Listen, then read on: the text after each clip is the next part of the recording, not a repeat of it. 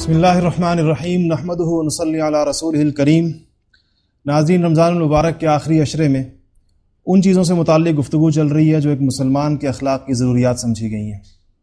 ان میں سے بیشتر چیزوں کے اوپر ہم اپنی پچھلی نشستوں میں بات چیت کر چکے ہیں۔ آج ہم ایک ایسی چیز پر بات کریں گے، ایک ایسی اخلاقی اہمیت رکھنے والی یا ایک اخلاق میں ایک بہت اہم مقام رکھنے والی ایک چیز جو انسانی اخلاق کی تعیین کرتی ہے، جو معاشرے پر اس کے اثرات مرتب ہوتے ہیں، اور اس کی ابتدا یا اس کے بارے میں کوئی بات کرنے سے پہلے میں ایک حدیث شریف آپ کے سامنے پڑھوں۔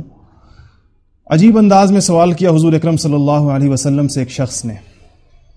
سب سے زیادہ احادیث روایت کرنے والے صحابی سیدنا ابو ہریرہ رضی اللہ تعالیٰ عنہ فرماتے ہیں کہ ایک شخص حضور اکرم صلی اللہ علیہ وسلم کے پاس آیا اور ایک سوال کیا، نصیحت چاہی اس نے حضور صلی اللہ علیہ وسلم سے۔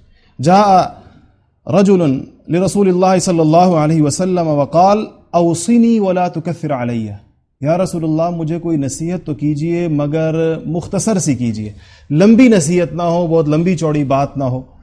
تو حضور اکرم صلی اللہ علیہ وسلم نے جو اس کو نصیحت کی، اسی نصیحت پر اس جواب ہی میں اس پر عمل بھی ہے۔ دیکھیے، اتنے بڑے آدمی سے ایک آدمی آ کر یہ کہتا ہے کہ مجھے نصیحت کیجئے، مگر ساتھ ایک پابندی بھی لگا رہا ہے کہ نصیحت لمبی چوڑی نہیں ہونی چاہیے، مختصر سی ہونی چاہیے۔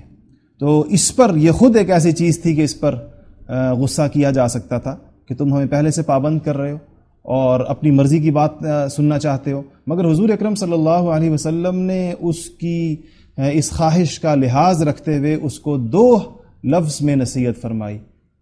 قال لا تغضب، کہا حضور اکرم صلی اللہ علیہ وسلم نے فرمایا، ہاں مختصر، گویا کہ زبان حال سے یہ کہہ رہے ہیں کہ مختصر سے نصیحت سن لو، لا تغضب، غصہ نہ کرو، بس اتنی نصیحت فرمائی۔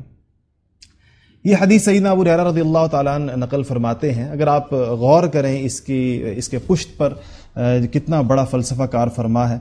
جتنے بھی انسان گناہ کرتا ہے اور جتنی بھی نافرمانیاں کرتا ہے، وہ عام طور پر 2 چیزوں سے پھوٹتی ہوئی محسوس ہوتی ہیں، 2 چیزوں سے نکلتی ہیں، ایک خواہش نفس اور دوسرا غصہ۔ یہ 2 چیزیں تمام گناہوں کا محرک ہے۔ دیکھیے، غصہ فقط یہ نہیں کہ ایک آدمی نے کسی آدمی سے کچھ کہہ دیا اور بات یہاں تک محدود رہتی ہے۔ غصے سے ہی تکبر پیدا ہوتا ہے، غصے سے ہی حسد پیدا ہوتا ہے، غصے سے ہی بغض پیدا ہوتا ہے، غصے سے ہی عداوت پیدا ہوتی ہے، غصے سے ہی گالی گلوچ کی نوبت آتی ہے، گالی گلوچ سے ہی مار پیٹ کی نوبت آتی ہے، مار پیٹ ہی بعض اوقات قتل و قتال کے اوپر جا کے منتج ہوتی ہے۔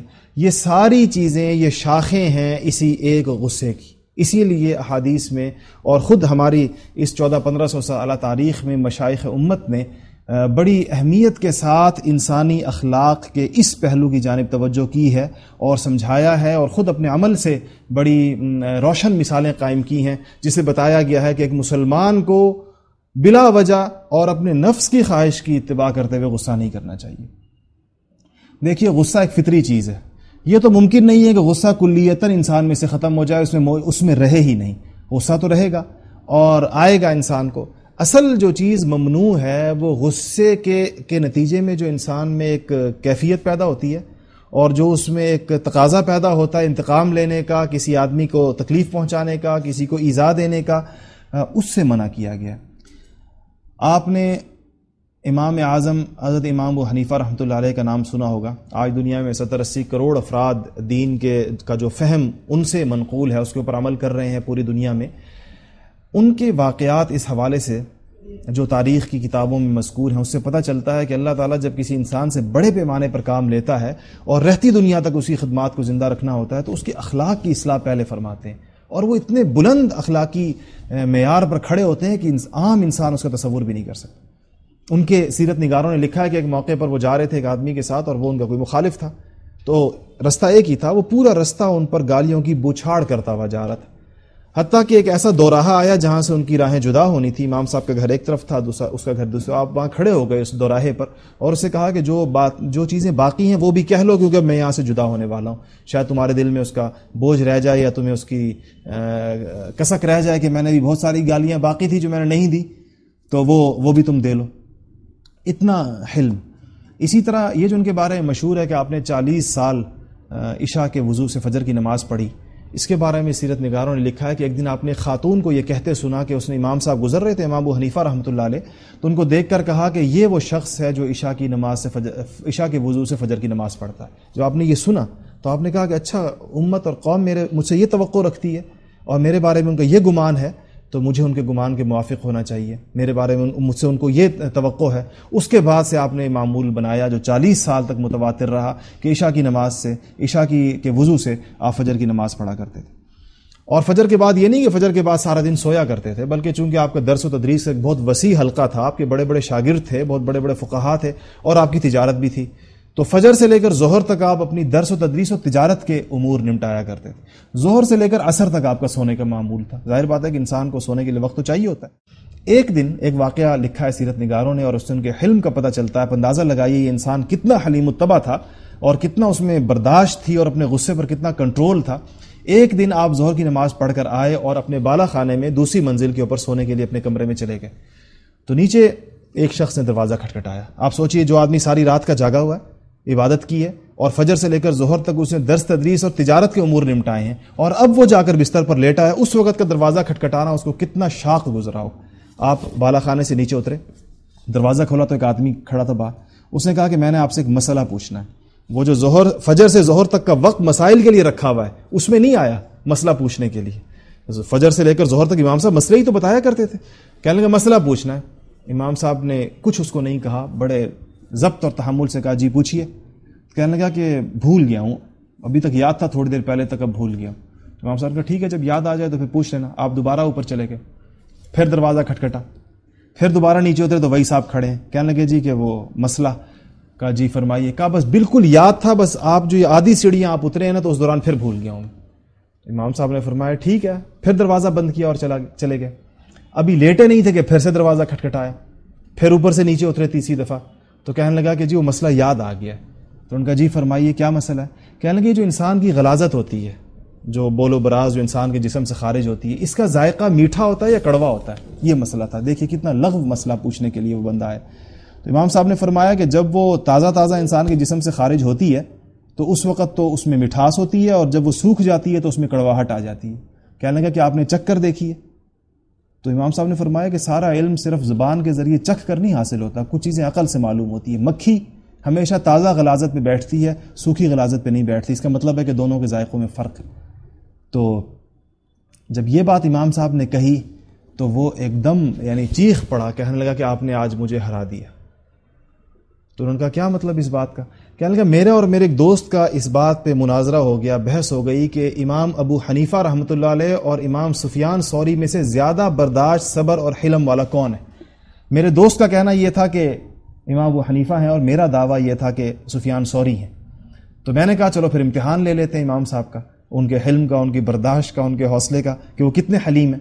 تو آپ کا امتحان لینے کے لیے ہم یہ طریقہ سوچا، ہمیں پتہ تھا کہ آپ ظہر کے بعد آرام کرتے ہیں، ہم نے وقت کا انتخاب بھی یہ والا کیا، مسئلے کا انتخاب بھی ایسے مسئلے کا کیا کہ ہمیں یقین تھا کہ اس حد تک لے جا کر ایک آدمی کے صبر کا پیمانہ لبریز ہو جاتا، مگر اتنا حلم امام صاحب کی زندگی میں نظر آتا ہے۔ یہ بڑے کام جن سے لیے جاتے ہیں، ان کے لیے ان کی جو اللہ تعالیٰ کی طرف سے جو تربیت ہوتی ہے اور جو ان کے اخلاق کا تزکیہ ہوتا ہے، وہ اس انداز سے ہوتا ہے کہ وہ عام آدمیوں کی طرح ہر چیز پر ریئیکٹ نہیں کرتے۔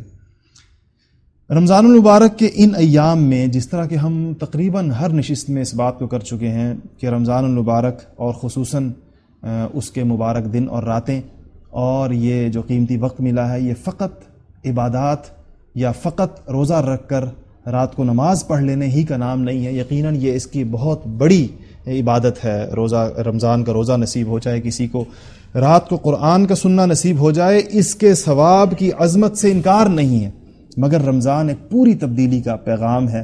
انسان کو یہ موقع ملتا ہے کہ وہ اپنی ساری زندگی کی طرف نظر دوڑائے اور اپنی اصلاح کرے، اور اگر اپنی اصلاح کی نیت کر لے تو یہ وہ وقت ہے جس میں کی گئی تھوڑی سی محنت، جس طرح اللہ تعالیٰ اس میں ثواب کی مقدار بڑھا دیتے ہیں، تھوڑی چیز پر زیادہ ثواب عطا فرماتے ہیں، ایسے ہی تھوڑی محنت پر زیادہ نتائج مرتب ہوتے ہیں، تھوڑی محنت پر زیادہ چیزیں انسان کو ہاتھ آتی ہیں۔ میں نے عرض کیا تھا شروع میں کہ غصہ ہے تو ایک فطری چیز، اس سے بچنے کی صورت کیا ہو؟ اس بارے میں ایک چیز قرآن پاک نے بتائی ہے کہ وہ اما ینزغنک من الشیطان نزغ فاستعذ باللہ من الشیطان الرجیم، کہ جب تمہیں شیطان کوئی کچوکا لگائے اور تمہیں یعنی یہ غصہ جو انسان کو دلاتا ہے یہ شیطان دلاتا ہے، تو تم اس وقت فوراً پڑھو اعوذ باللہ من الشیطان الرجیم، شیطان سے اللہ تعالیٰ کی پناہ میں آ جاؤ، اس کے نتیجے میں تمہارا غصہ ٹھنڈا ہو جائے گا۔ ایک اور حل حضور صلی اللہ علیہ وسلم نے بتایا ہے، آپ نے فرمایا کہ جس کو غصہ آئے اگر تو وہ اگر کھڑے ہو تو بیٹھ جاؤ، اور اگر بیٹھے ہوئے ہو تو لیٹ جاؤ۔ اصل میں غصہ انسان کے دماغ کی طرف چڑھتا ہے اور انسان کو اونچا اٹھاتا ہے۔ آپ نے دیکھا ہوگا کہ آدمی لیٹا ہوا غصہ آتا ہے بیٹھ جائے گا، اور اگر بیٹھا ہوا غصہ آئے گا تو کھڑا ہو گیا پیچھے دوڑ پڑے گا اس کے۔ یہ غصے کی کیفیت ہوتی ہے جو انسان پر طاری ہوتی ہے، اسی لیے حضور صلی اللہ علیہ وسلم نے فرمایا کہ اگر کھڑے ہوئے ہو غصہ آ گیا تو بیٹھ جاؤ، اور بیٹھنے کی حالت میں غصہ آیا ہے تو لیٹ جاؤ۔